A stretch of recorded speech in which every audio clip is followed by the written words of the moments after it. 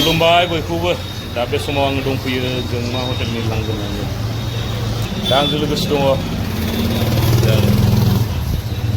प्रहलाद आदा बिथांनिफ्राय माखासे बाथ्रा मोनथिनानै लादिनि नोंथांमोना जोबजासिम नायलांबाय थाबानो दिनै दुखुनि सान मैयानि बेलासि समावहाय जोंनि बिटिसिनि एसेमब्लिनि लेङाइ बुंथिगिरि डेपुटि स्पिकार मानाव गेदेर बिजिरगोरा बिथाङा गावखौनो फोजोबनानै लादों जोब दुखुनि बाथ्रा आरो दिनैनि दिनावहाय बिथांनि न'खरनि सुबुंफोरनिसिम गोसो गोरबोनि दुखु फोरमायनायखौ आं फोरमायहरदों।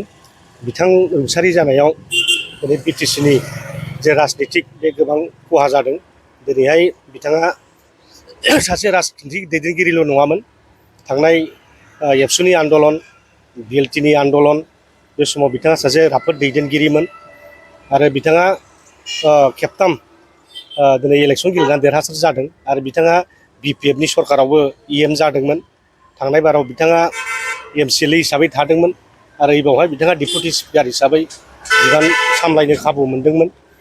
नाथाय बिथाङा जे गावखौ हथात करि मा साननानै फोजोबनानै लाखो बे मोनसे रहस्य जानानै थाबाय।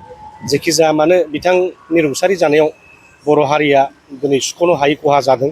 बेबादि सासे राफोद दैदेनगिरि भाइब्रेन्ट पलिटिसियान दिनै माने सासे बर' दैदेनगिरि जों खहा जानांबाय गोमानांबाय। बिनि थाखाय जोङो सुख'नो हायै मोनसे खुगायाव बुंनो बाथ्रा गैयै मोनसे जानानै फैदों। जेखि जाया मानो बिथांनि जिउ सोलेरा सोरगोआव आलो गोजोनै थाहैथों बेखौ अबं गसाइनाव आर'ज गाबदों।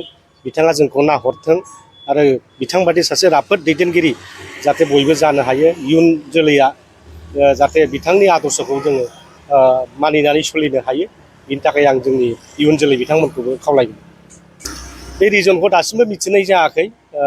बिथाङा अनजालि बिसि दंमोन, फिसाजो दंमोन आरो बिथाङा गावबो सासे पलिटिसियानमोन। दा बेवहाय मा जादों बेखौ दाबो बुंस'नो हाया। दिनै हयथ' बेखौ मेजिस्ट्रियेल इनकुवेरिफोर खालामनायनि बेब'स्थाफोर दङ।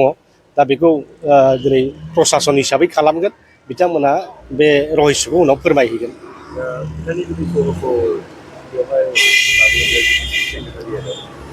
जिहेतु दिनै सासे दिनै डेपुटि स्पिकार दिनै बेखौ जोंनि एसेमब्लियाव सनमान होनांगौ बे दायित्व दङ। ओंखायनो बिथांनि गोथै देहाखौ दिनैहाय बिटिसि एसेमब्लियाव लाबोगोन।